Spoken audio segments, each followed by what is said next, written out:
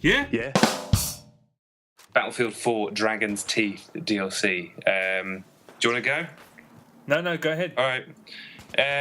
4 new maps. I was asked to review these for Eurogamer, and so I did.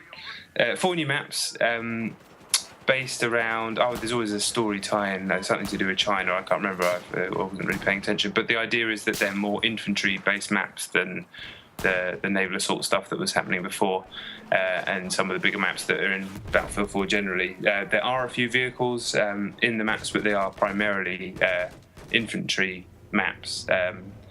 One's called Propaganda, which is set in kind of a snowy square, I guess you'd call it, with propaganda being piped out with loudspeakers and a statue and things like that. I thought that was the most basic of the 4 maps. Kind of it operates in a straight line between one into the other. Nice map, nothing hugely memorable about it, but did a good job there. Next one of the maps was Lumpini Gardens, which is a bigger map with kind of a central couple of bridges and a sunken garden thing. Very cool map. Has a cool evolution thing. I don't know if you've seen that, where this huge thing tumbles through the trees in the background and smashes through a train bridge. Doesn't hugely change the level, but it looks very cool. Good design, good choke points for rush. It works well on conquest as well. I'm going to talk about the new mode at the end of this. The next map is it called Pearl Market? That sounds right. Yeah, it's definitely something market. Yeah, I'm going to say Pearl Market. This is a kind of narrow alleyways, high buildings type of map, where they have the capture. At least one of the capture points is on a roof, multi-story building. So it's all about making sure you control the higher ground and you can pick troops off from below. Cool map, the very, very strong personality. There's some cool little destruction stuff where you can blow things up and it creates bridges between the rooftops. Sorry, and it doesn't feel like too many other Battlefield maps. It kind of has echoes of the Grand Bazaar. Grand Bazaar in Battlefield 3, but it doesn't have the big open spaces of that map. Cool map. And finally, probably the pick of the bunch is Sunken Dragon, I'm going to call it. Yeah, that's right. Yeah, which is it felt like a real instant classic, Battlefield 4 classic.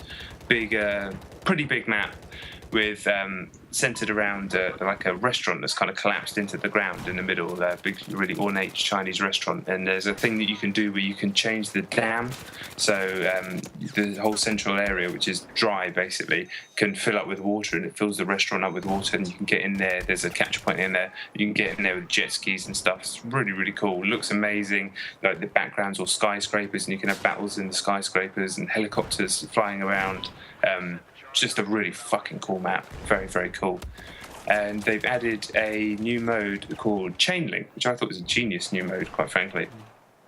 This is it's got a combination of conquest, but with a very specific take on it. There's multiple points on every map, like more than normal, 5 or 6, and they're all basically in a straight line.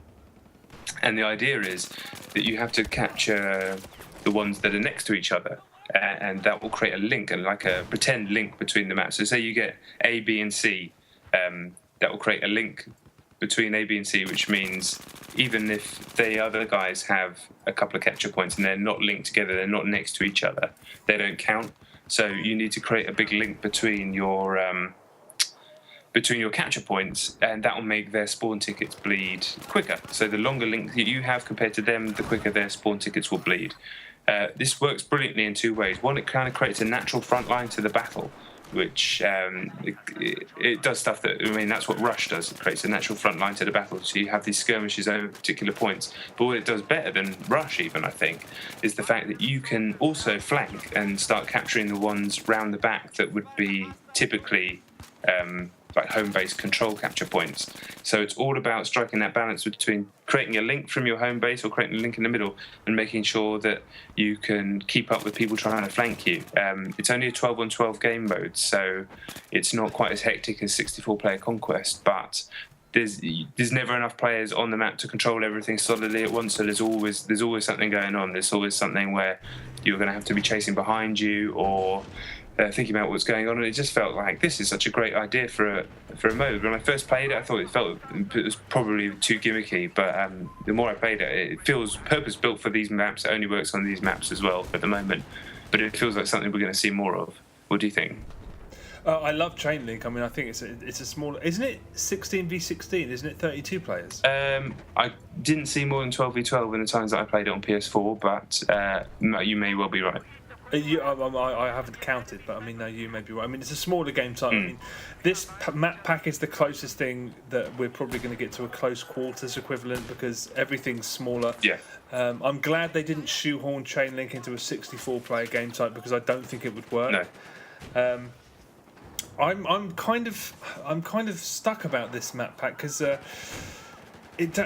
great thing about the past expansions is that they've worked across all of the different game types, and these maps in Conquest don't really work at all because they're not built for maps. I mean, Propaganda, when you start that on Conquest, they give you a couple of tanks, but the map's not built for it. You're trying to sort of go over these walls that are clearly trying to lock out tank combat. They are infantry based, which is why I don't understand why they've put a couple of vehicles in almost all of them. Did you think this is a good looking bunch of maps? I thought Sunken Garden looks amazing. What were the other ones? That one with the high buildings kind of just is what it is. Kind of looked like something out of the Medal of Honor games, I thought. Yeah, right. And then what was the? Yeah, I didn't think it was bad looking. No.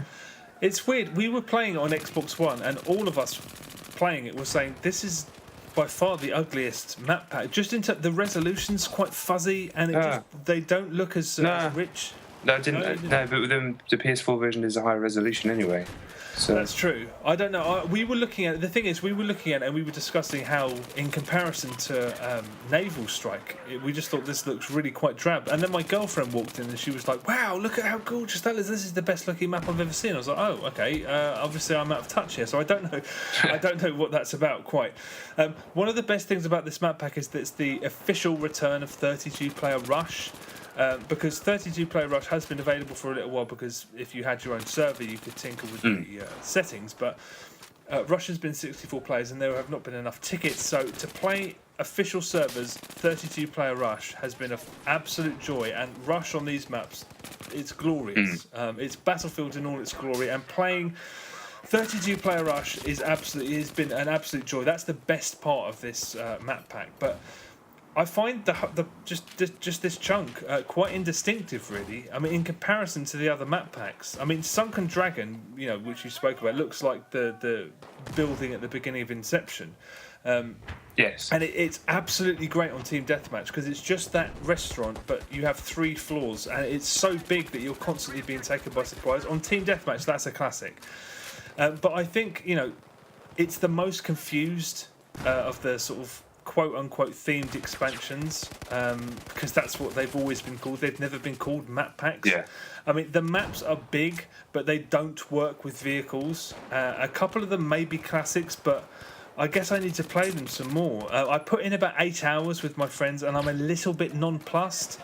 I mean, the great thing about Battlefield is that these premium add-ons are genuinely themed. Ever since Battlefield 3, Close Quarters, Armored Kill, they're all genuinely themed. Yeah. So themed expansion sounds like a pompous name for a map pack, but it's not really. They are themed, but this is just a map pack with chain link attached to it. So as good as it is to play Battlefield, again, I should probably stress, I've just come off the back of playing non-stop Titanfall and being completely enamoured with it and thinking it's the greatest thing ever. So going back to Battlefield does genuinely feel like a step backwards as much as we enjoyed it. Following Naval Strike, which, as I said at the time, felt like a gift, almost an apology to people who'd stuck with Battlefield past the unbelievably shaky launch. This just feels like a few more maps, new game mode. As good as a couple of the maps are, and as good as the gameplay mode is, I'm a little bit underwhelmed at this point.